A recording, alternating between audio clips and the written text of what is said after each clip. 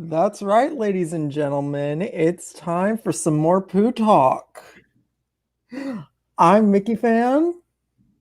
And I'm Tiki. Just kidding. It's goofy. Tiki couldn't be with us right now, but we're ready No, for another episode of More Poo Talk. yes. Well, a substantial amount of poo talk. Oh yeah, we love Poo Talk, but Yeah, yeah, without Jokers and Tiki, it's. it's it's a substantial amount of poo talk. I Let's mean, I mean, we're still here, but it's yes. not the same. Which honestly, are these podcasts not just the living embodiment of a shit post? Yeah, they are. I mean, it's like a way to get as much out as possible because it takes a lot longer to write it than to say it. Yeah. um so yeah, we are here to talk about the what is this, week 5? Yes. Yeah, I think so. Yeah. We are here to talk about the week 5 Power of Veto projects. Kind of had an interesting one this week. We wanted everyone competing to go back and redo or expand a land. Yeah, I thought And this was a really cool prompt. I remember we were talking about it um in the judges PM. We were trying to figure out what we wanted to do for it. And this was one that was like, well, this is a cool idea because it's like we're starting to move towards some veto projects. And I don't know what the upcoming ones are, but this one and the last one were really how you can make a mark on the park in a big way. oh, totally. And so this was a really cool one because I mean, whoever wins this is having the biggest single influence on the park, I think. Oh yeah, absolutely. And we got some really cool stuff. We definitely did. I was really impressed with. I mean, we told them it just has to be a little pitch. I mean, we Yeah. understand it's a lot for 24 hours or whatever, and then everybody gives these massive posts. Yeah. I was shocked. I did not expect it to be this much. Yeah, I like I said, I'm really impressed by it. It took me longer than I was expecting to get through all of it because there was a I was expecting this to be okay. I can read these super quick. I can get these done. I was very wrong. yeah. Yeah, I know.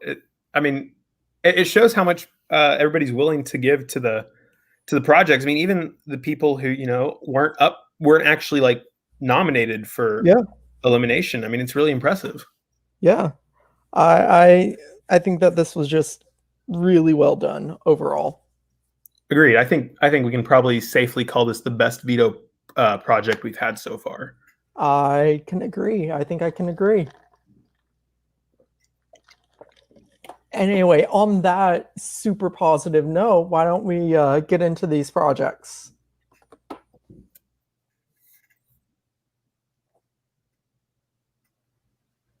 So, Brer Panther. Yeah. This was a Um, project we saw it. I saw it posted, and I didn't. I saw it posted yesterday, and just like I skimmed over it really quickly, and I was like, "Man, this looks like a really cool project." And yeah. I was excited to read through it and everything. And I personally, I like really loved this. I mean, Uh, I, I mean, I gave it a perfect score in my judging because I was like, "This is pretty much exactly what I was wanting out of this." yeah. It has improvements that actually improve the land, and it Yes. doesn't feel unnecessary, and Oh it's yeah. not like so big in scope that it's too much.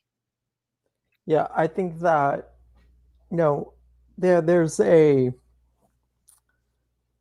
I think that it go Space put it perfectly in his review that it kind of just goes to show how expansive that season's theme is.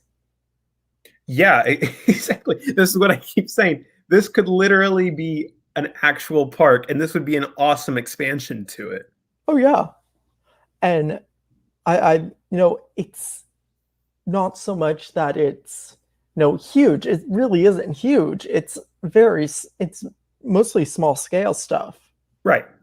Yeah, and I one of my favorite touches here was the ugly bug ball. Yes.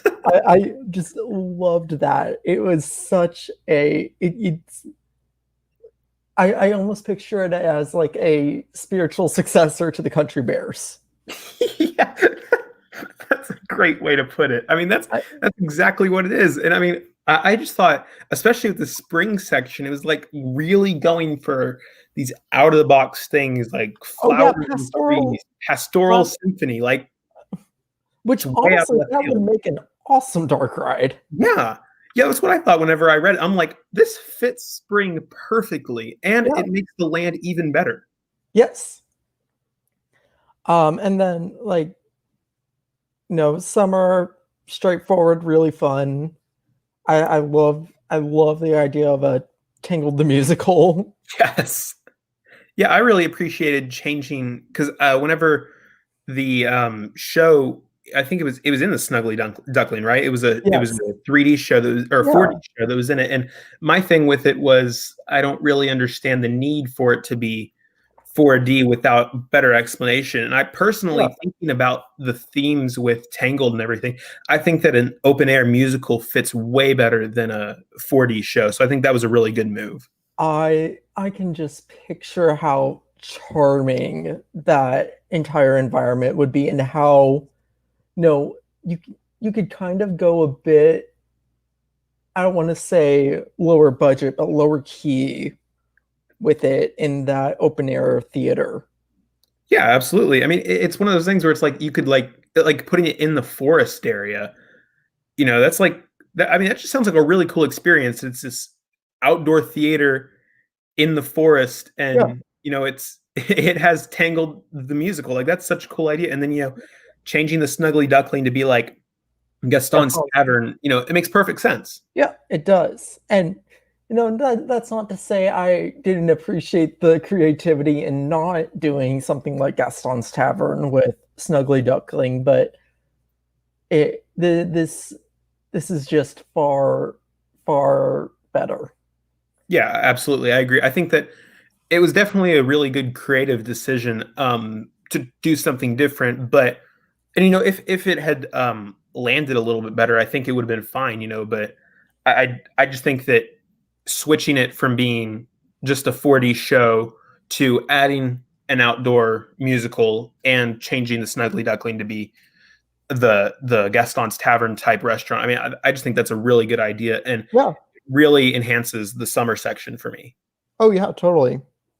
Um, so with that said, moving on to the autumn, this I don't know if it was maybe a description thing for me, but I think my only problem with this is the Ride of the Pumpkin King being a hayride. Yeah, it's a interesting decision. It's an interesting idea, but I don't know how well it would work. Yeah, the first thing I thought was, man, my brother has the worst allergies.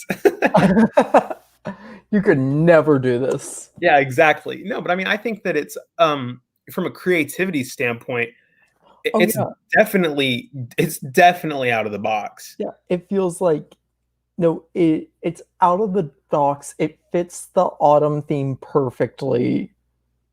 Yeah, yeah, absolutely. I think that it fits really well. It's just thinking about the practicality of an outdoor hayride, and then you sort of start to think about, well, is it going to be like horses pulling these, or is Yeah, it going to be like tractors? yeah, exactly.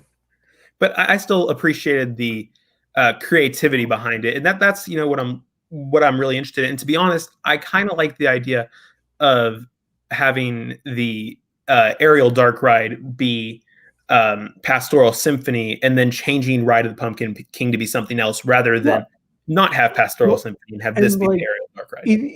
even just the idea, I can picture so well this kind of something like the opening minute or so of Radiator Springs Racers, where you're just on that Sunday drive Yeah, going through that absolutely. forest before you go into the show building. Yeah, yeah. I mean that that sounds really cool in my opinion. You can do a lot with, outdoor theming and stuff as well that you wouldn't have been able to do in a dark ride. Yeah, absolutely. And then last but not least, Frozen. No more Frozen, I Axe. should say. Axed the Frozen. This was Uh, probably my favorite part of it because it brought way more cohesion to the area.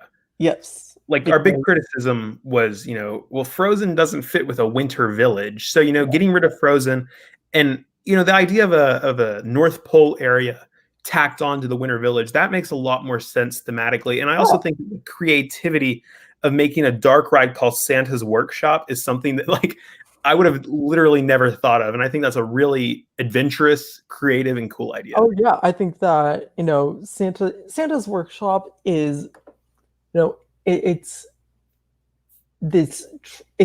this trope, and you have such a vivid the name of it has such a vivid imagery to it. Yeah. And like, all things considered, you're kind of surprised there really hasn't been a Santa's Workshop ride. Yeah, that's actually really interesting. I guess it's the whole, Disney isn't making like, I guess, like changing their parks up that much, but Oh I would yeah, think that they'd be able to like overlay, like they do the Nightmare Before Christmas yeah, overlay in the Haunted Mansion, like something like that. yeah. It's a small world. Yes, exactly. Like that'd be, I mean, that sort of thing, that'd be like really cool. And I think that, I mean, I really appreciated that with this Brer, because I've been going on a kick on Disney Plus with watching all these old cartoons and stuff, Oh and so, seeing Pastoral Symphony, Flowers and Trees, Santa's Workshop, I'm like, you are speaking to me right now. yeah. Yeah, I think that this is just really well done. Yeah, I completely agree. To be honest, I mean, the only flaws potentially with this was, in my opinion, was the whole hayride thing. And Yeah. even then, I'm willing to overlook it because of the sheer creativity behind it. And so I was like, Oh, yeah. this is pretty much exactly what I wanted out of it. Yeah. I think this was just really, really well done. Brer, if you are here and you are listening, pat yourself on the back.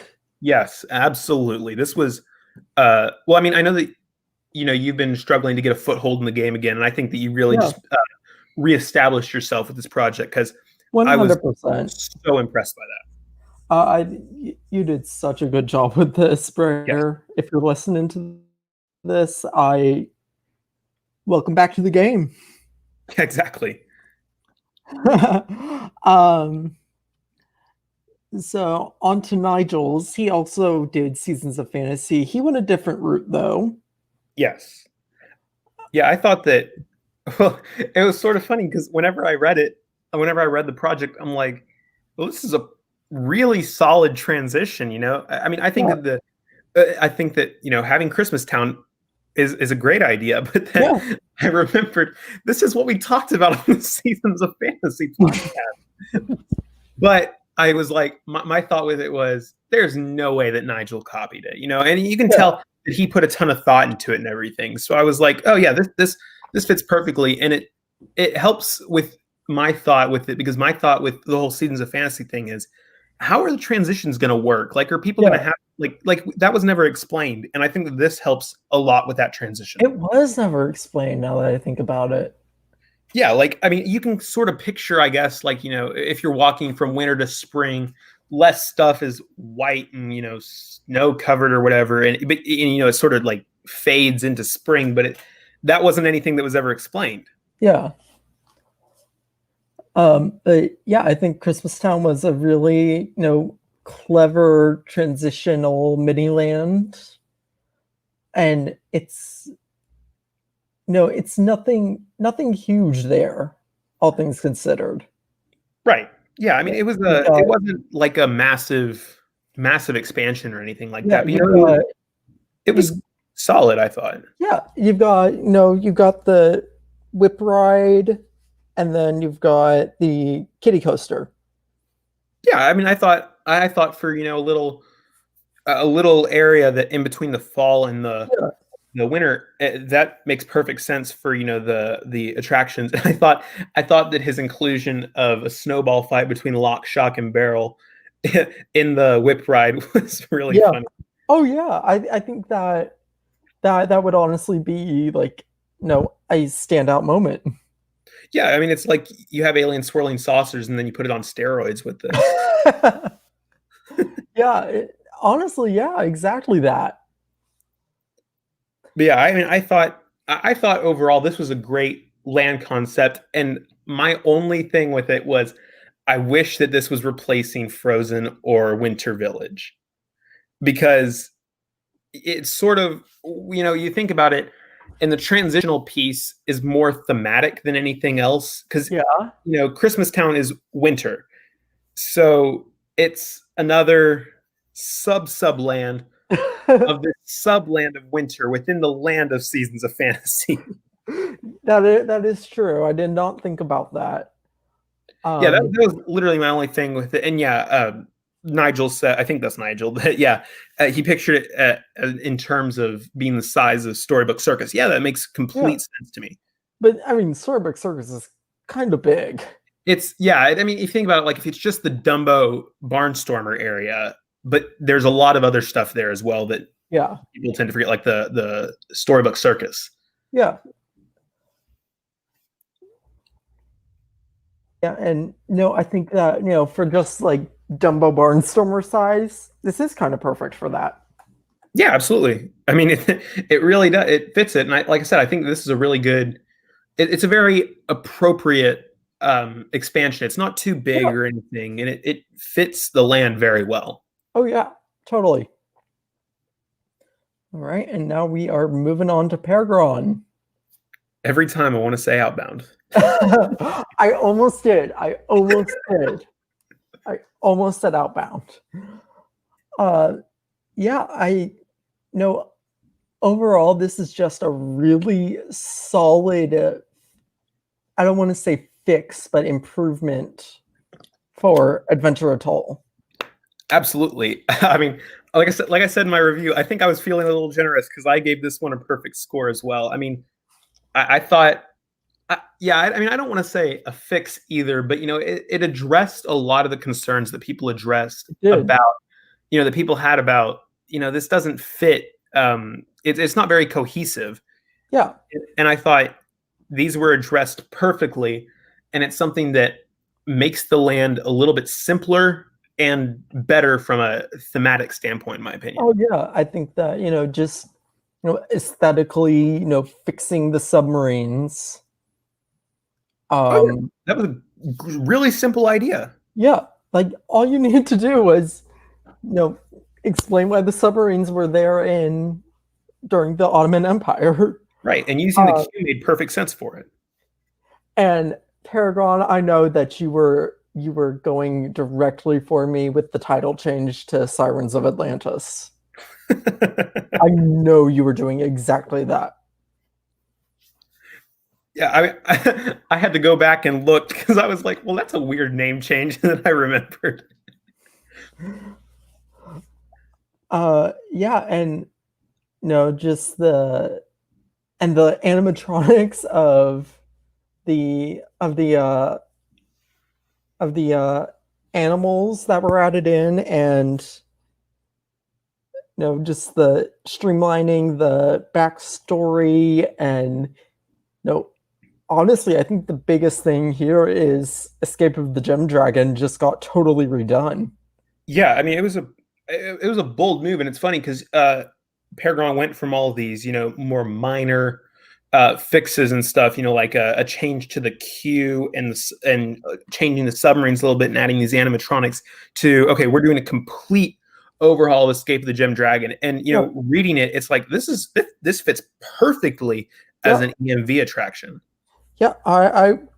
I was always confused about why it wasn't an EMV attraction in the first place, to be Yeah, it honest. felt really weird as a bus bar. Yeah. But yeah, it's really well done. And I think that, I think that, again, it makes the land better.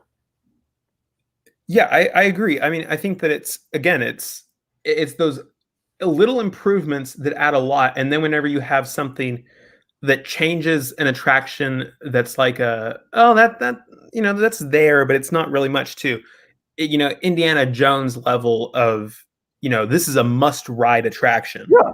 and it fits perfectly. Yeah. And then the final part is I don't want to Oh, mispronounce you got to pronounce it. You got to pronounce it.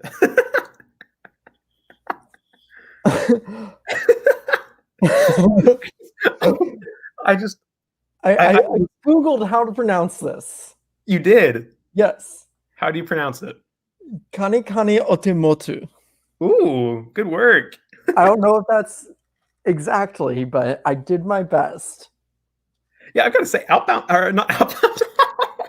Paragon, Paragon does a great job of bringing in, different like cultural influences Yeah. and stuff. You think about like the Wendigo project back Oh, in Still You Want to Be an Imagineer, and now, I mean, it's like I don't know where he gets all this stuff from, I but I mean, don't this is like either. this was just such a cool idea that it helps bring even more cohesion and Yeah. clarity about the storyline of the land. Yeah. And 100%, it literally explains the storyline. Yeah, exactly. And it's like this is the sort of thing that we've been talking about where you want to have a storyline, and like we said, like you said, he streamlined the storyline so that it makes more sense for some parts, and then where he can't just explain it, like, he can't streamline it all the way. I mean, he uses this show that actually sounds really awesome to explain the story, and then it becomes a must see. Yeah. I like, he describes it as something like Festival of the Lion King, and 100%, this is 100% something like Festival of the Lion King. Yeah, absolutely. I just thought that the creativity behind this was really, really impressive. And Yeah. I really think that this is showing. I mean, Paragon was so passionate about this particular land, Adventure Atoll, and then you could see that he took some of the criticisms that there were, and then completely changed parts of the land, changed other parts of the land very small, very minor. I don't know how to say that right, but anyways, he changed other parts of the land that didn't necessarily need to be changed, but it did improve the land. And I think that that attention to detail really shows how passionate he was about the land. Yeah, and I think that, the land is all the better for it, and the park is all the better for it. Yeah, absolutely. I mean, I think that the goal of this entire prompt is to come up with something that improves the park as a whole, and addresses. I mean, I don't want to say like fixes the things that we thought were wrong, Yeah, but but it addresses the criticisms. exactly. I mean, and I think that Brer Panther did that. I think that Paragon did that very well, and I think that well, I mean, I think that everybody did that very well. I just Yeah. think that specifically Paragon and Brer Panther were massive standouts for me. Oh yeah, for sure. And And I yeah, we just need to take a moment to admire this. this is the greatest thing. I mean, I don't know where this came from. It's hilarious. So speaking of our Freaky Friday switch onto Outbound, Yes, um, I've not seen Tenet. me either. I was very confused this entire time. Yeah, I don't think that I mean he clarified that it doesn't really knowing the movie doesn't really Yeah. matter, but Um, it was something where I don't think that Tenet is a well enough known movie to make an attraction of this scale out of it. it will It's sort of always funny. be the first movie to open after during the coronavirus pandemic. Yeah. That Gee. Wow. I didn't even think about that.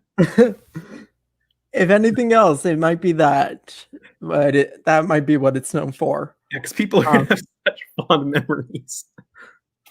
But yeah, I mean, I thought that I think that an interesting idea. And Yeah.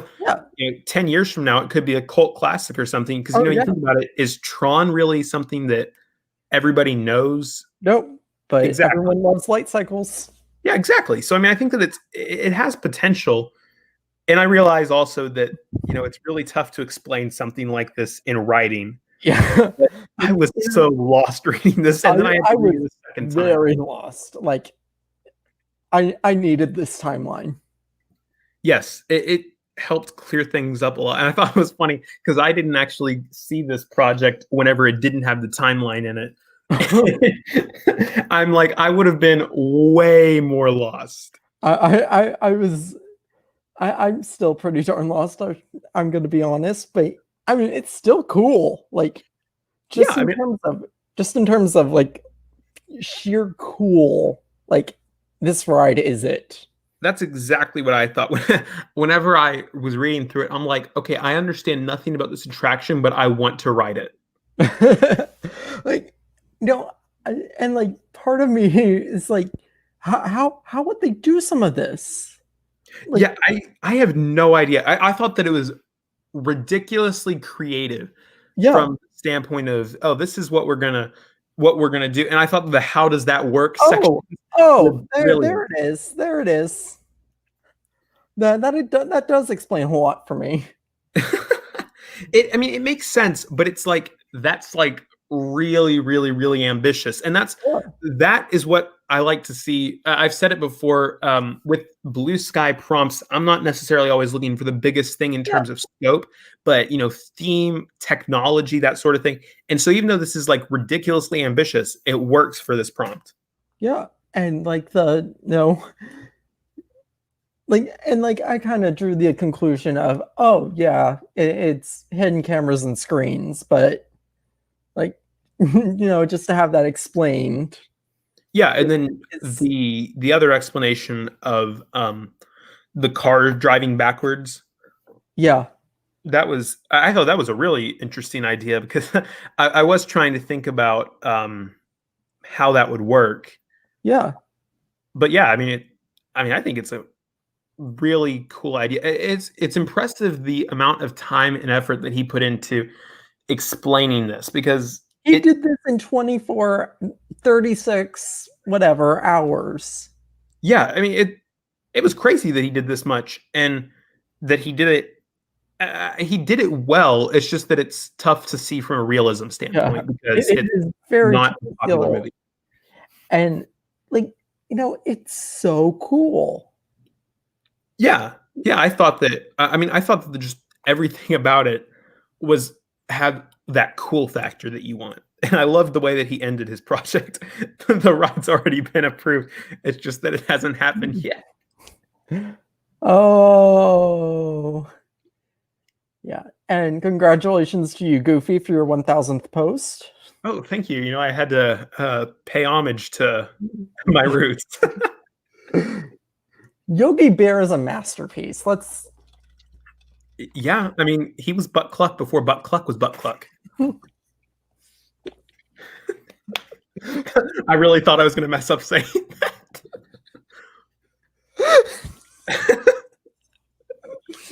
There's no way I can say butt cluck 3 times in a row like that ever again. It's like Oh, it's like what is it? Bloody Mary. yeah, I had a teacher back whenever I was like in 4th grade. This is an embarrassing story, but none of you guys know who I am, so it's okay. Um, I whenever I was like in 4th grade, we were learning about like medieval history and stuff, and I had this teacher, and she was this old woman that, well, I mean, she literally told us this old wives' tale that if you go into a room, into a dark room, lights are out and everything, and you light a candle and you turn around 3 times saying Bloody Mary, Bloody Mary, Bloody Mary in front of a mirror, Bloody Mary's ghost will come and haunt you. yeah.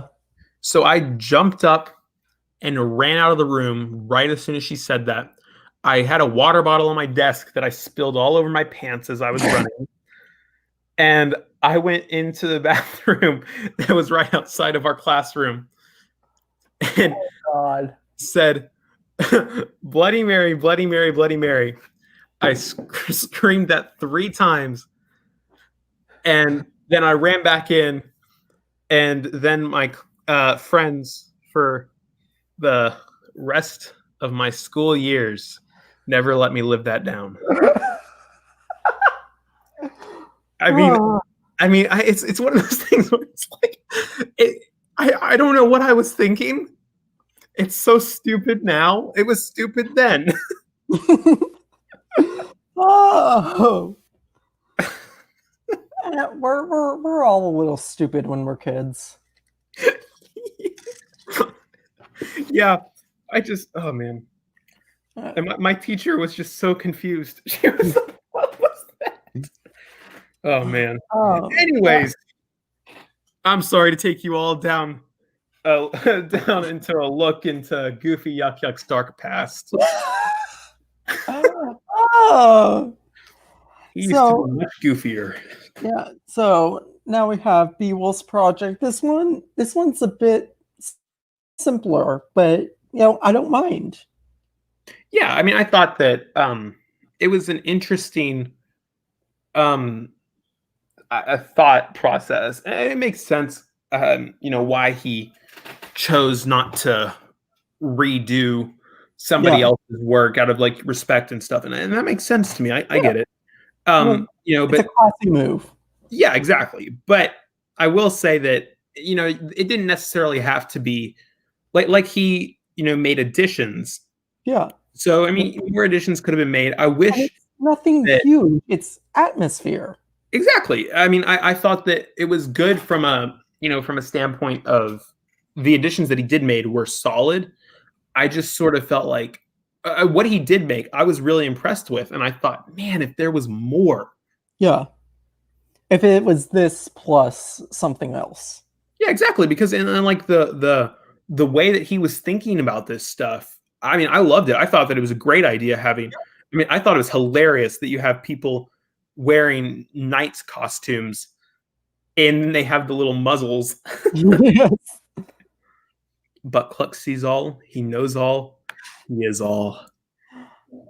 All right. And so we have our final. I think that's our final. This is our final one. Yes, it is. Yeah, I think so. Yeah, I mean, I think that. Yeah, it's buck cluck. We finally got our Chicken Little project. This was beautiful, and I thought it was just hilarious that Mickey Nerd made this. I love a good meme project. I do. I know you do. I mean, you loved cats. But yeah, I mean, I thought that this was the funny thing about this, and I said this in my review, was that he really went for the satire. Oh yeah. But I was like, these are legitimately good ideas. Yeah. I mean, the Chicken Little ones out there, but as far as the a Twilight party, even changing sustainability to the Expo Brew Tour and the Expo Brew House, I appreciated it because it makes it more distinctive from Epcot. Yeah. And I think if this was originally done, it would have been a really cool addition. A beer garden tour, that would be awesome. Yeah. Okay. Yeah. I'm not. I think that this is I thought it was a really cool idea. I mean, it's one of those things where it's like, if you think about it, if you themed it really well, like, could you imagine something in that vein of Living with the Land, but you're going through the brewery, but it's like got this really steampunk feel to it. Oh yeah. Like that would be really such an awesome attraction. It would. And then, like Mickey Nerd said, you pull in all those millennials that just want alcohol. Yeah. I went to Epcot an hour before closing to get a margarita. I am that demographic. I was impressed by that. That was dedication. But yeah, I thought that it's hilarious to me that yes, exactly, Tiki.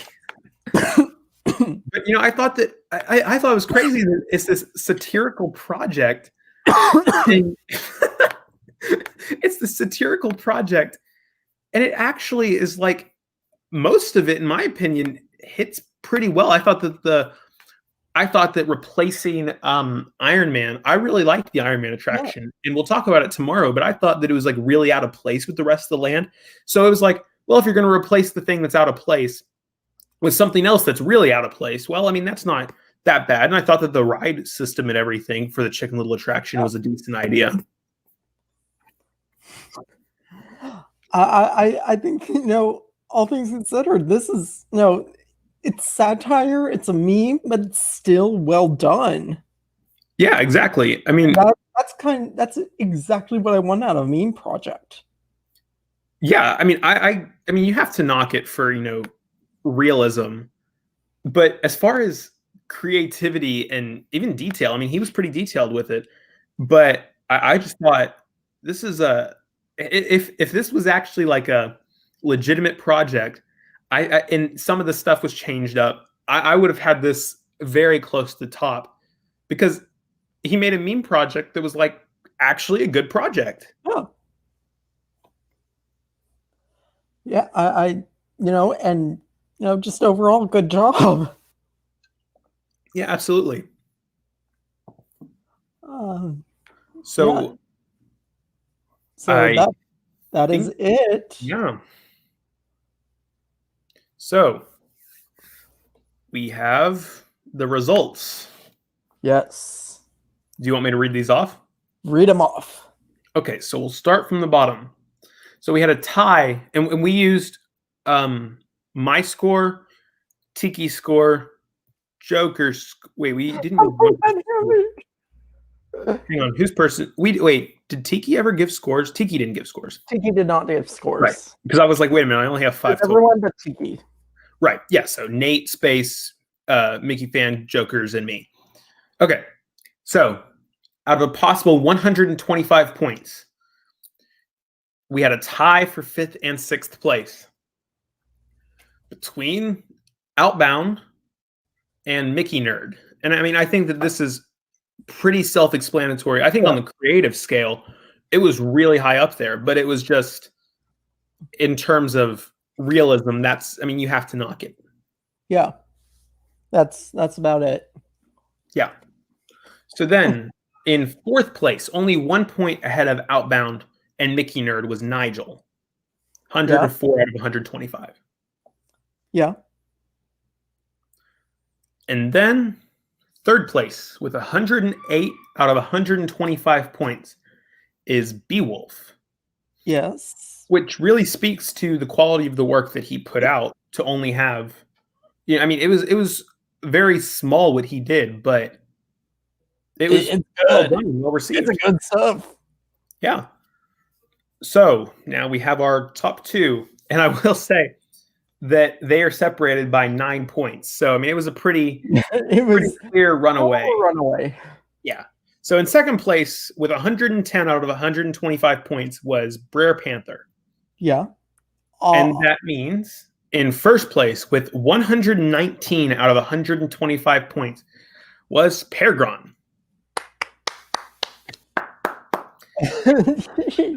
Peregrine just killed this. Yeah, absolutely.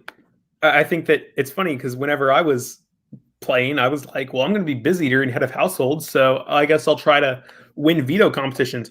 And he's doing fine in head of household, and he's killing the vetoes. Exactly. Yes. Tiki, put that comment up. If he's here. Peregrine said, I am Disneyland.